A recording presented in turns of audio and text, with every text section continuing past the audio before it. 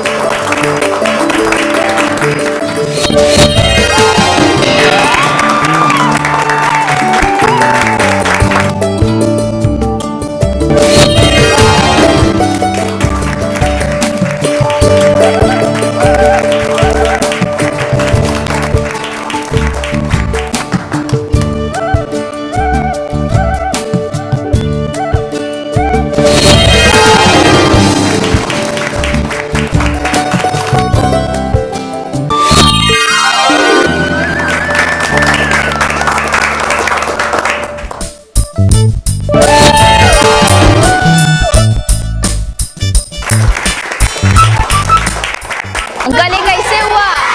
Uncle बताओ ना कैसे हुआ? तो क्या ये हमारे सवालों का जवाब जादू से देगा?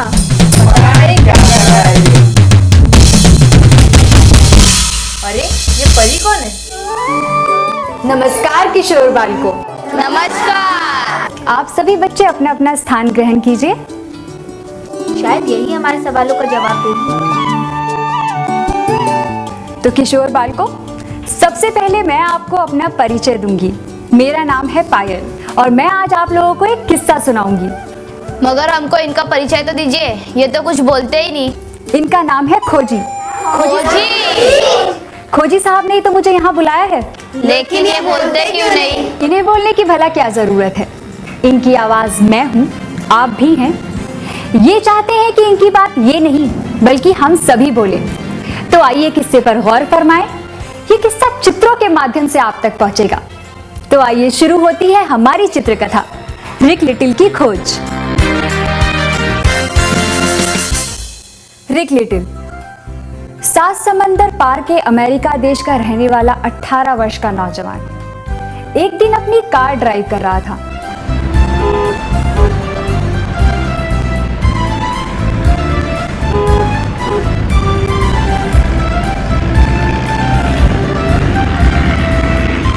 अरे ये तो गाड़ी चलाते चलाते ऊँग रहा है, एक्सीडेंट करेगा क्या? हाँ, ये लगता है। अचानक उसकी कार पेड़ से जा टकराई। उसका एक्सीडेंट हो गया।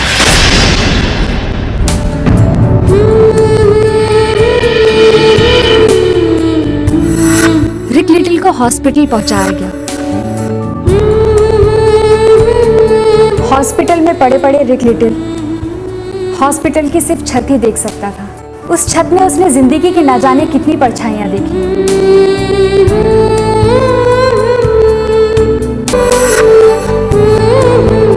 हॉस्पिटल से छुट्टी लेकर रिक लिटिल अपने घर पहुंचा। वहां उसने देखा उसकी मां ड्रग्स लेकर बेहोश पड़ी है।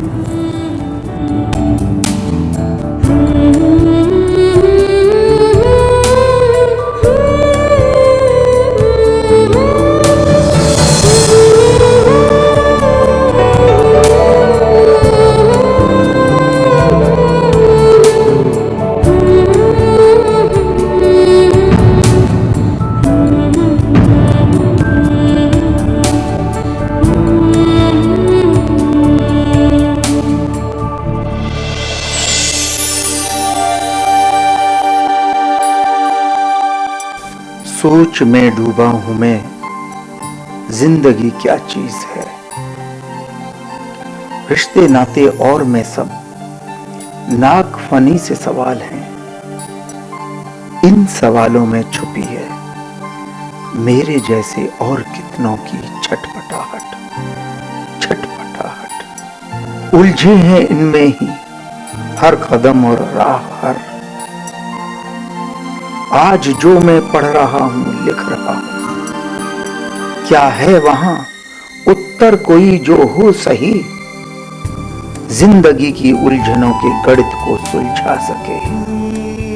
है अनिश्चित, सब अनिश्चित, क्यों अनिश्चित।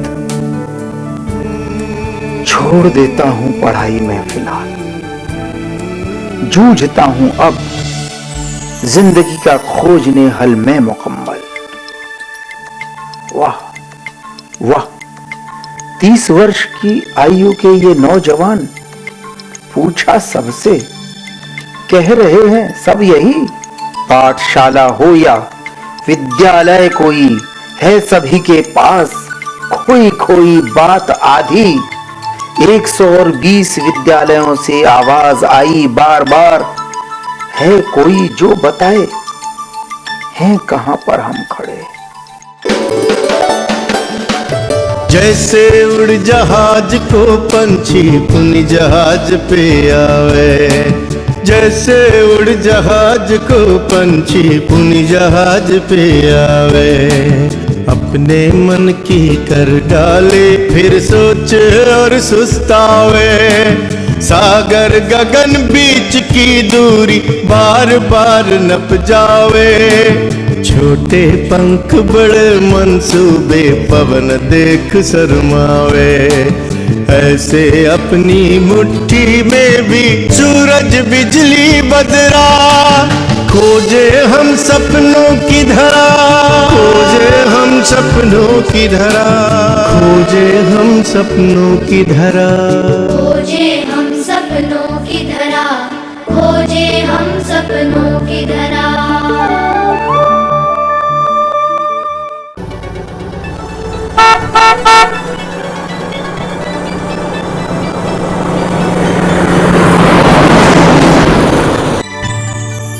उस समय रिक लिटिल 2 माह तक अपनी कार में ही सोया।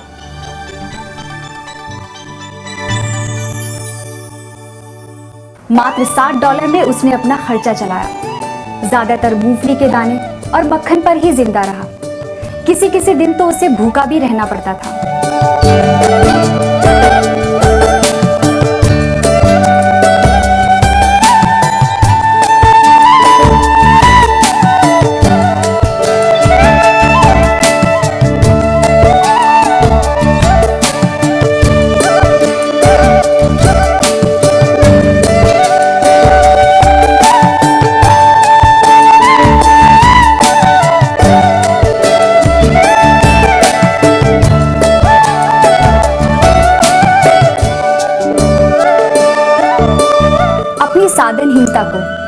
प्रतिबद्धता के बल पर ही जीत पाया और नकारात्मक जवाबों ने उसे इस स्थिति में पहुंचा दिया कि उसे अपनी कार तक बेचनी पड़ी।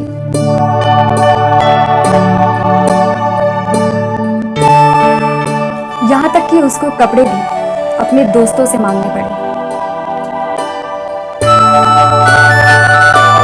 मनोवैज्ञानिकों और शिक्षाविदों से मिल मिलकर और संघर्ष करते करते रिक लिटिल की उम्र 20 वर्ष की हो गई, मगर उसने अपना लक्ष्य पाने की इच्छा बनाए रखी।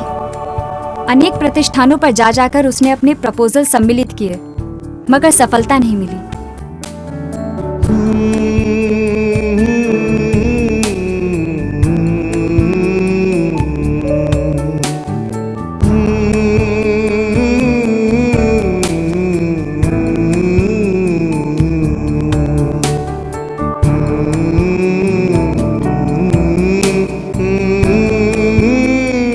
माता पिता ने रिक को घर बुला लिया, मगर रिक ने फिर भी हार नहीं मानी। रिक ने मिस्टर केन ग्रीन को एक और संशोधित प्रपोजल बनाने के लिए कहा, जिस पर केन ग्रीन ने उन्हें आगाह कर दिया कि इस प्रपोजल के बाद वो वापस अपनी नौकरी ज्वाइन करेगा और अपने परिवार की देखभाल पर ध्यान देगा। रिक लिटिल ने अगले प्रपोजल के लिए मिस्टर रस मॉबे, जो कि केलॉग फाउंडेशन के अध्यक्ष थे, के साथ दोपहर के भोज का समय तय किया। रस मॉबे और रिक लिटिल जब कार से गुजर रहे थे तो उन्हें सड़क पर आइसक्रीम का एक स्टैंड दिखाई दिया। मिस्टर मॉबे ने गाड़ी रोक दी, आइसक्रीम के 2 कोन लिए, जिनमें से एक रिक को थमा दिया। मिस्टर मॉबे ने अपनी आइसक्रीम खत्म की, मगर रिक अब भी आइसक्रीम के कोन को पकड़े हुए था। तनाव भरे हाथों ने कोन को दबाकर चकनाचूर कर दिया था और आइसक्रीम पिघलकर उसके हाथ में फैल गई थी। मगर सोच में डूबे रिक लिटिल को जैसे कोई आभास ही नहीं था। मिस्टर मॉबे ये देख स्टैंड से नैपकिन्स लेकर उसके पास पहुंचे और उसे हाथ साफ करने को कहा।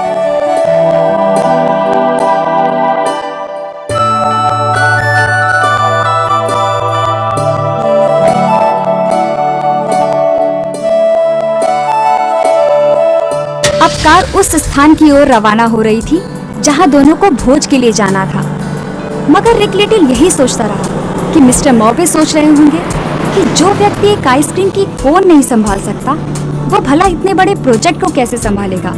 ये सोच रहे रिक लिटिल का उत्साह कार से पीछे पीछे ही छूट रहा था। कुछ समय पश्चात मिस्टर मॉबे के जवाब के इंतजार में पल पल बिताते रिक लिटिल के घर के फोन की घंटी बजी। रिक, कैसे हो? रिक, तुमने $55,000 की मांग की है इस प्रपोजल के लिए। वेरी सॉरी रिक, हमारे सभी ट्रस्टीज इसको रिफ्यूज करता।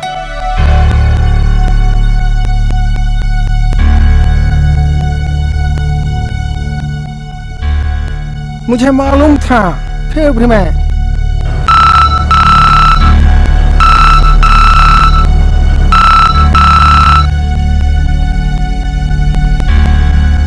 अरे तुमने फोन क्यों काट दिया? मॉबे फिर लाइन पर है।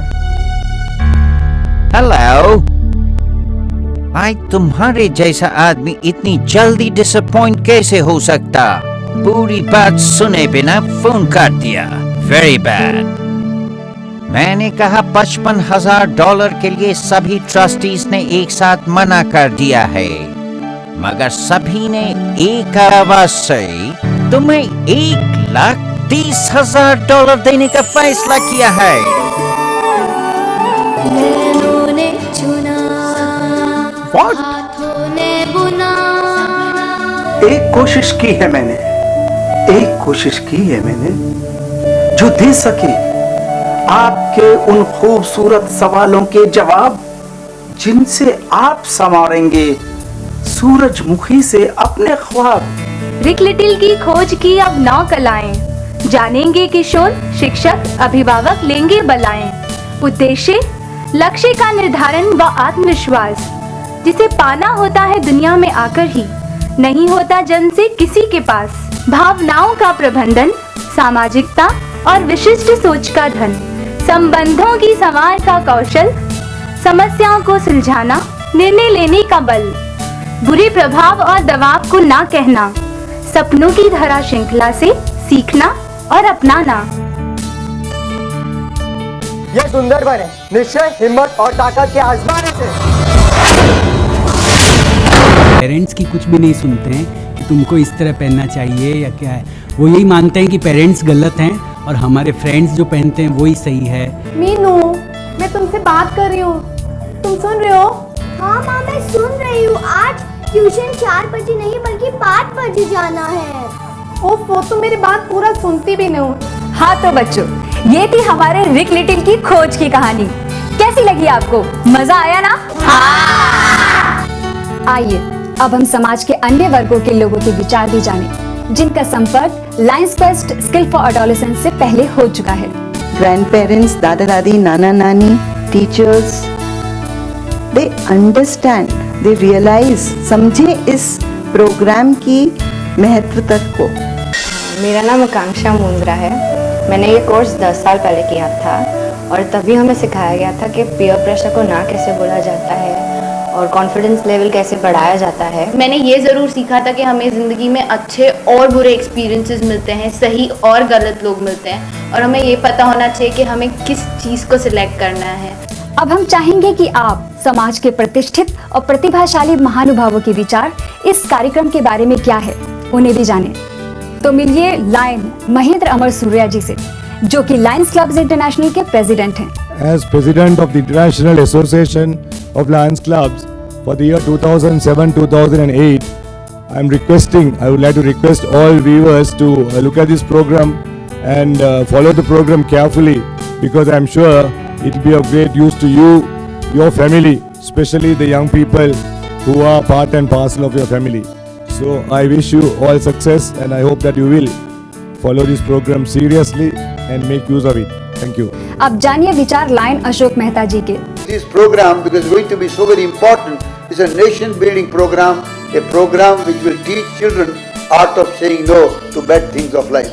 आइए अब जानते हैं लायन रोहित मेहता जी के विचार, जो कि लायंस क्लब्स इंटरनेशनल के भूतपूर्व प्रेसिडेंट रह चुके हैं।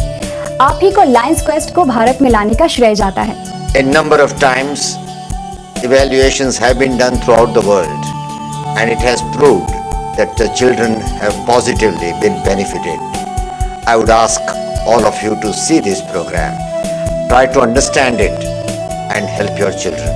Thank you. तो अगले हफ्ते फिर मिलेंगे बच्चों लायंस क्वेस्ट किशोरों के लिए सकारात्मक कलाओं के साथ।